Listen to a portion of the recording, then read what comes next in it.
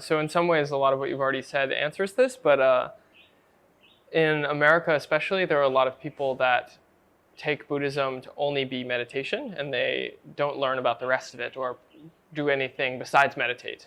And they think that just by meditating, they'll achieve liberation. And I was wondering what you think the problem with that view is. Yeah, so a person who meditates, to meditate, a person can meditate and develop a calm mind. There's no doubt in that. But then calm mind is not enough for us. Mm. We should develop a calm mind that will not decline. Mm. For an example, anger is something that ruins our calmness in the mind. Anger is something that ruins the calmness in the mind. Right. Lust is something that ruins the happiness of mind. Delusion, not knowing the truths, is something that ruins the happiness of a person's mind. So those things not shouldn't be just subdued. Those things should be totally abandoned. So for that, people should develop qualities. Now some people are very proud. Why? They don't respect others. There were people during the Buddha's time, they went to meet the Buddha and they did not want to worship the Buddha. There was one person, he thought, I will wait until the Buddha speaks to me. Buddha did not talk to him. Finally, he waited for some time and he left.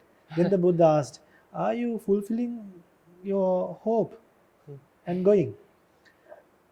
Then only he paid attention to the Buddha. So,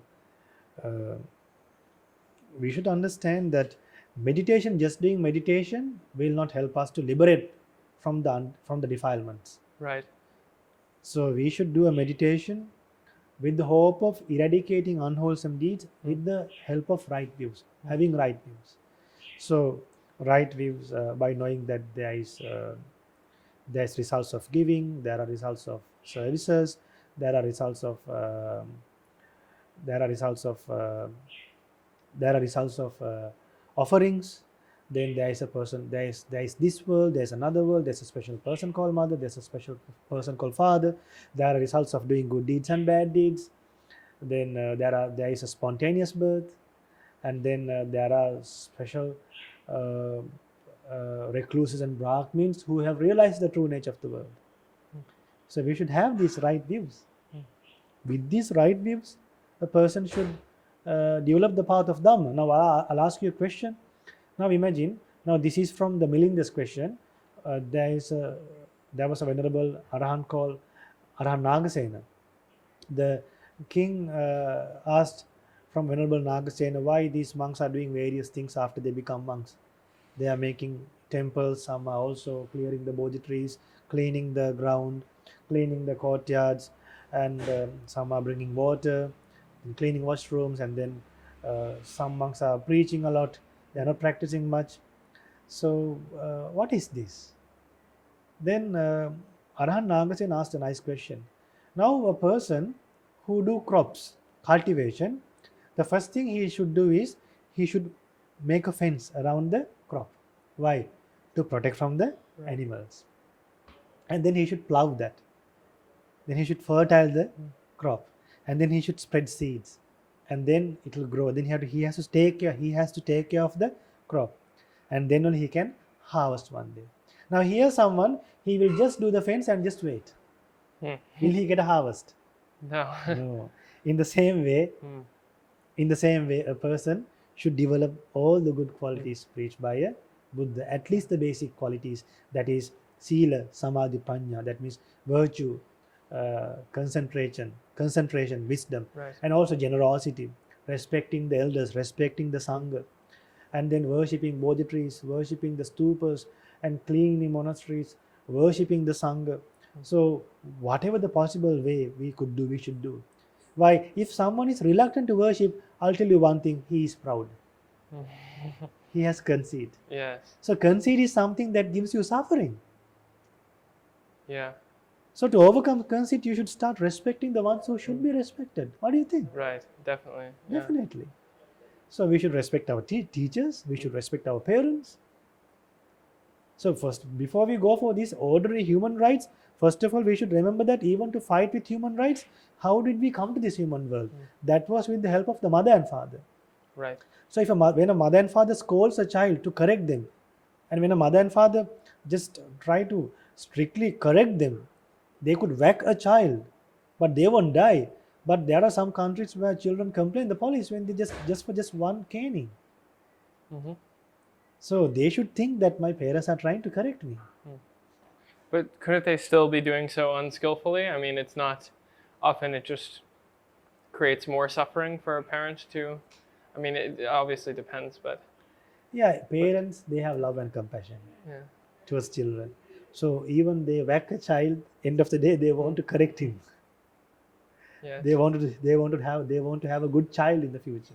Right. So what happens to children, without correcting themselves, they keep on complaining. So now they can complain, avoid the parents' punishments, but will the children change themselves? No. So a Buddhist tradition is a wonderful tradition where you respect the elders, where you respect the Sangha, and practice all the good qualities. So Sri Lanka is a country where they have wholeheartedly dedicated the monks and the lay people to the Buddha's teachings. In Sri Lanka, uh, the children, when they leave the house, they ask the permission from the parents.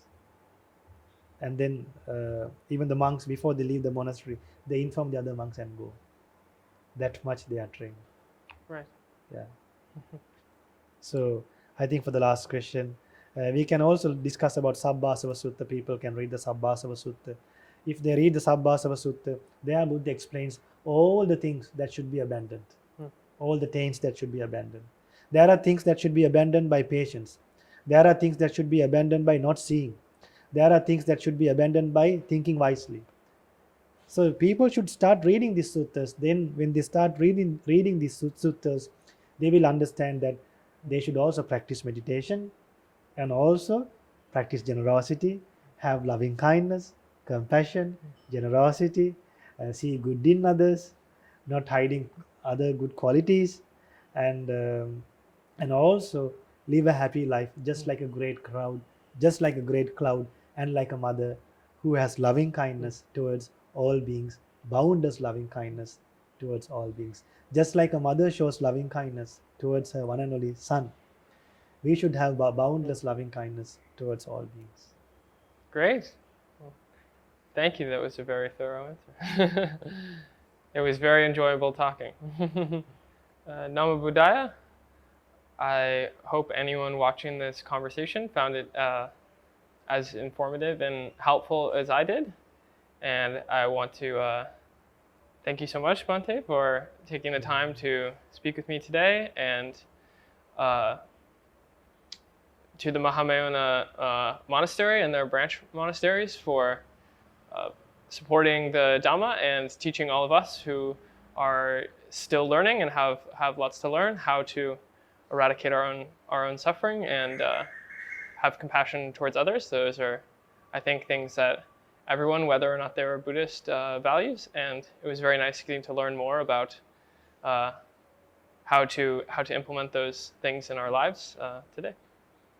Okay, Namo Buddhaya. Over there.